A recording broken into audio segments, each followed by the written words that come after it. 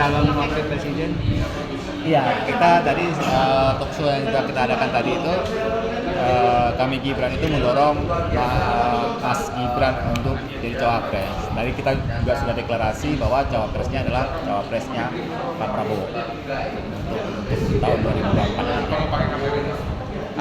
Untuk saat ini Bang, kami Gibran ini bergeraknya dan Kami Gibran ini adalah relawan anak muda yang memang punya visi misi, dan kita juga punya rencana beberapa hal yang akan sejalan gitu ya dengan anak muda semuanya. Jadi kita berharap bahwa nanti bagaimana Mas Gibran itu, aspirasi kita itu dengan Mas Gibran jadi bagus. harapan ke depan Bang untuk Gibran sendiri untuk 2024 cawapres gimana Bang? Ya harapan kita Mas Gibran menang lah, gitu ya. Pak Prabowo menang, otomatis Mas Gibran juga menang di 2024. Terus Bang, untuk acara ini berlangsung sampai kapan Bang? Sorry? Oh acaranya hari ini aja selesai. Acara hari ini aja. Bang, untuk bergerak ke bawah gimana Bang untuk kami Gibran? Bergerak ke bawah. Iya, kita ada beberapa program yang kita buat juga dengan teman-teman di relawan juga, ya, mulai literasi digital, terus juga program pelatihan semuanya. Udah. Baik Bang. Nama lengkapnya Bang? Nama saya Jamalul Iza. Jamaluddin Syah. Jamalul Iza. Jamalud Izzah. Iya, siap. Makasih. Sebagai apa Bang? Sebagai apa? Ketua Umum kami Gibran. Oh, Ketua Umum kami Gibran. Baik, terima kasih. Ini menunjukkan bahwa kemenangan Pak Prabowo di 2024 nanti semakin dekat. Jadi kalau saya pendukung Prabowo, tidak pendukung Wapres. Ya. Tapi tadi Bang Mas Gibran bukan patrolan Jokowi. Ya, itu kan dari sudut pandang saya ya, karena memang yang saya lihat begitu faktanya. Mas Gibran ini kan benar-benar hasil ya seorang anak muda yang pekerja, bukan yang duduk-duduk aja di balai kota bicara tentang dia sebagai anak presiden atau sibuk nongki-nongki di tempat-tempat tongkrongan. Dia tidak, dia sibuk di balai kerjanya bicara soal kebijakan-kebijakan yang membuat sederhana ya kota Solo lebih baik gitu loh. Artinya beliau sepertinya mewariskan perilaku bapaknya yang sebagai workaholic, pekerja keras gitu. Tapi dengan misalnya tokoh Mas Gibran ini apabila berduet dengan Pak Prabowo dan nanti apakah semakin memantapkan bahwasannya apa yang diberikan Pak Jokowi nanti akan semakin mudah dijalankan? Gimana? Program-program Pak Jokowi yang ya. Kalau itu yang udah pastilah, apalagi nggak usah dengan adanya Mas Gibran ya. Dengan Pak Prabowo sendiri aja menjadi capres, Pak Prabowo kan berkali-kali berkomitmen bahwa beliau menyampaikan saya akan melanjutkan kebijakan Pak Jokowi gitu loh. Nah kalau yang kurang akan diperbaiki, yang sudah ada akan dilanjutkan bahkan dilebihkan, itu kan luar biasa gitu loh. Artinya dengan Pak Prabowo jadi presiden, saya yakin tugas-tugas kenegaraan, tugas-tugas terkait kebijakan, legasi dan semuanya itu pasti akan semakin baik di pemerintahan Pak Prabowo nanti di 2024. Bang, terkait putusan MK ini kan Senin depan. Kalau Abang sendiri sebagai relawan Prabowo melihatnya gimana Bang? Putusan soal batas usia capres-cawapres. Ya bagus lah, bagus sekali saya mendukung. Artinya jangan ditutup. Ini kan kebijakan ini kan sangat diskriminatif ya. Kita mau kebijakan terkait kepemimpinan itu minimal 21 tahun lah, tak usah pakai 40 tahun. Karena banyak juga wali kota, anggota dewan itu umur 20-an, kenapa harus alergi dengan umur 30 dan sebagainya gitu loh. Jadi apapun keputusan MK nanti itu adalah keputusan terbaik buat bangsa ini. Pasti itu baik juga buat anak saya, karena peluang kesempatan untuk anak saya memimpin kan ada juga untuk anak kawan-kawan media, anaknya Jamal, semua lah kawan-kawan yang ada di sini gitu loh. Kebijakan itu bukan ansi buat para elit politik, tapi buat anak kita. Seandainya nanti punya kesempatan, Pak Jokowi aja lihat, bayangkan anak yang lahir dari pinggir kali bisa menjadi pemimpin Republik ini. Itu contoh yang luar biasa gitu loh. Artinya kenapa undang-undang yang nggak dihapus aja terkait pembatasan umur itu kan sangat diskriminatif Kita mau ya semoga MK coba memutuskan yang terbaik buat bangsa ini. Ini bicara tentang pemuda. MK itu jangan buta sejarah. Kita mau MK itu jangan sampai buta sejarah.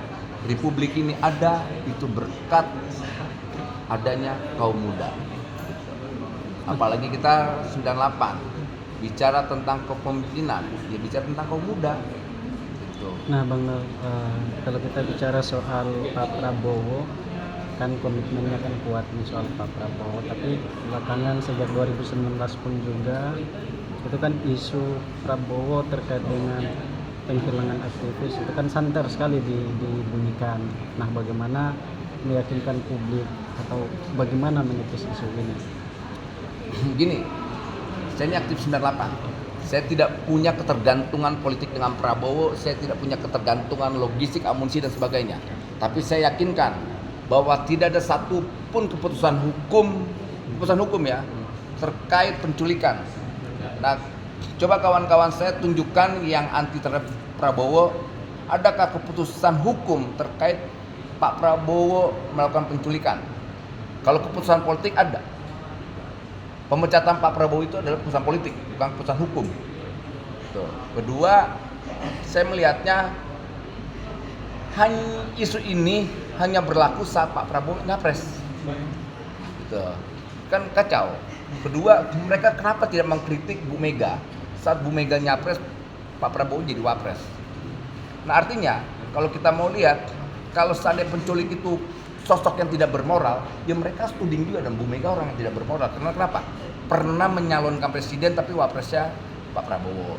Kedua, Pak Jokowi juga. Pak Jokowi sebagai presiden, kemudian menterinya diambil adalah Pak Prabowo. Kenapa mereka tidak minta Pak Jokowi untuk menangkap Pak Prabowo? Nah, itu kedua. Ketiga, salahkan intelijennya dong. Karena untuk menjadi pejabat itu ada standar namanya SKCK. Punya kelakuan baik, pernah dihukum, melakukan pelanggaran atau tidak, itu ada di situ. Salahkan aja polisinya, berani nggak orang itu yang teriak-teriak penculik gitu? Bilang polisian salah, intelijen kita salah, ini salah gitu loh.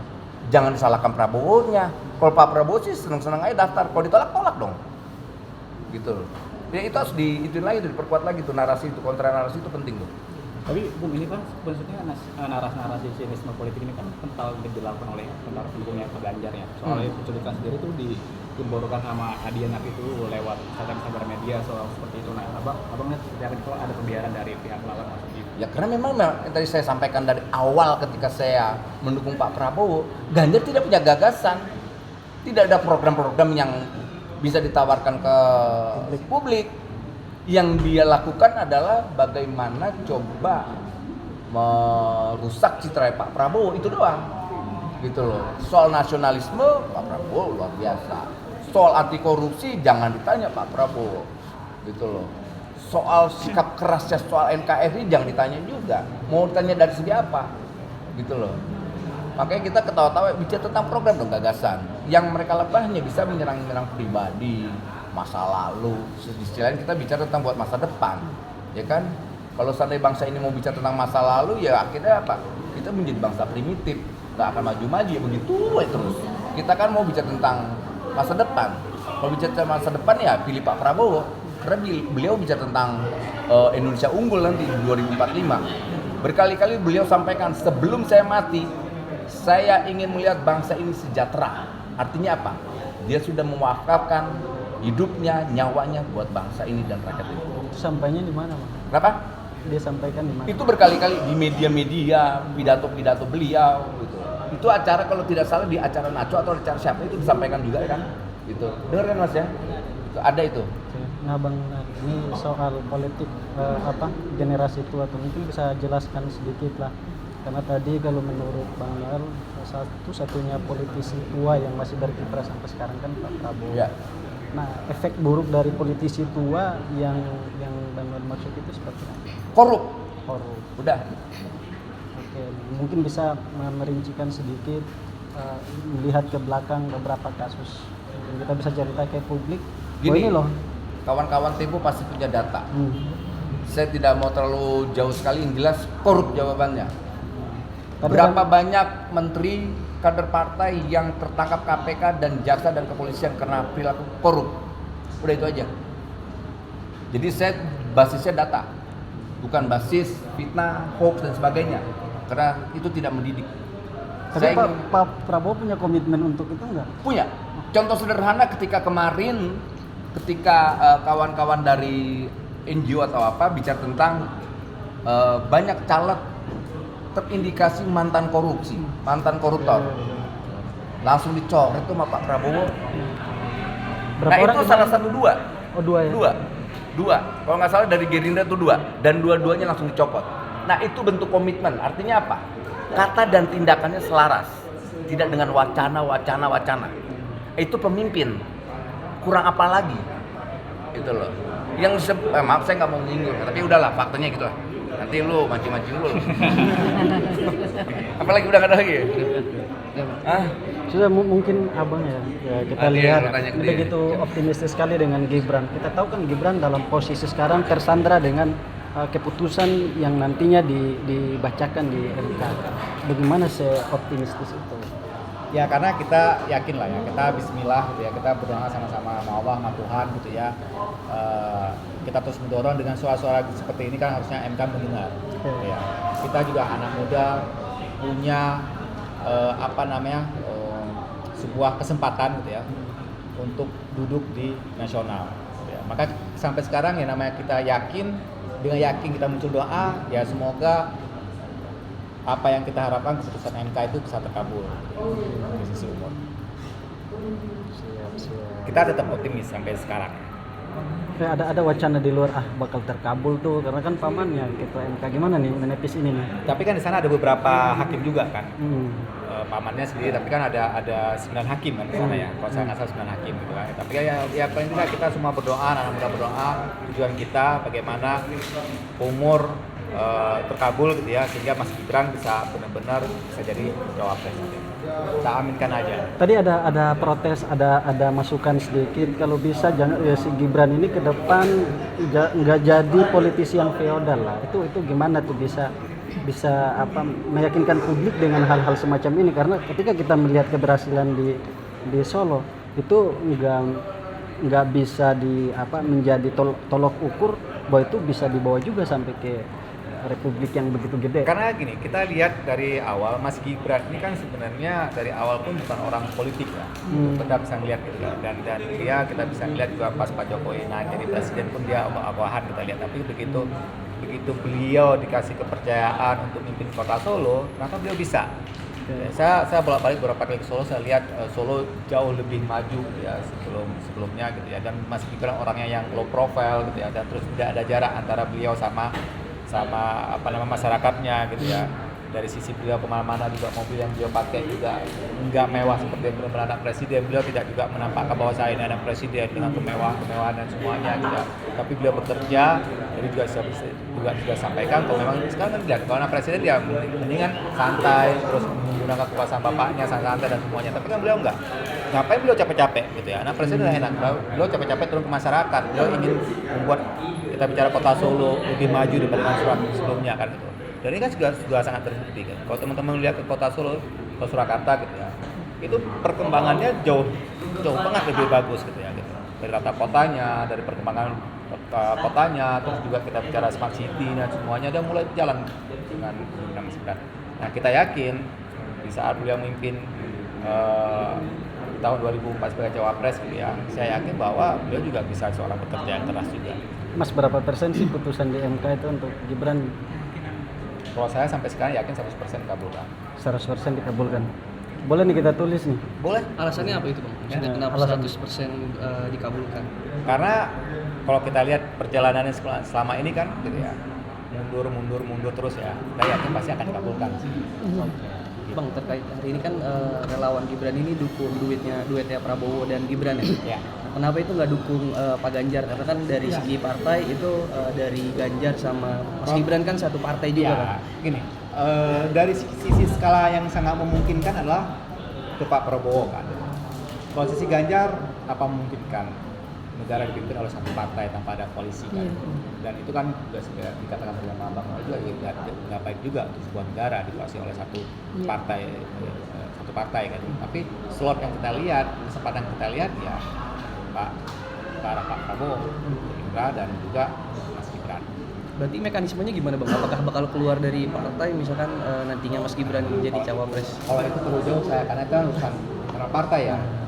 Karena ini kita dorong aja. Tapi Bang, diskusi Pak Jokowi sama Gibran, kemudian sama relawan-relawannya gimana sih soal dukungan-dukungan dari bawah ini ke Mas Gibran? Pak Jokowi tidak pernah tidak pernah mendorong gitu ya, atau berdiskusi sama kita untuk Mas Gibran dorong cawapres dengan relawan gitu ya. Dan Mas Gibran pun sampai sekarang pun kita benar-benar kita gerak sendiri, gerak relawan sendiri gitu ya. Tidak, Mas Gibran pun tidak ikut-ikutan dalam istilahnya interferensi apapun gitu ya. Jadi kita gerak aja, kita buat seperti ini ya kita gerak aja gitu ya. Ya jadi memang di luar bukan Mas Gibran yang atur, bukan Mas Gibran saya tidak atau Pak Jokowi enggak. Ini memang relawan yang bergerak. Gitu. Terakhir ketemu Gibran kapan ya Mas? Saya ketemu Mas Gibran itu tahun 2022. Oke. Sorry, 2022. Itu udah sampai ke wacana. Enggak, waktu itu saya ada urusan lain juga di Kota Solo. Oke. Makasih.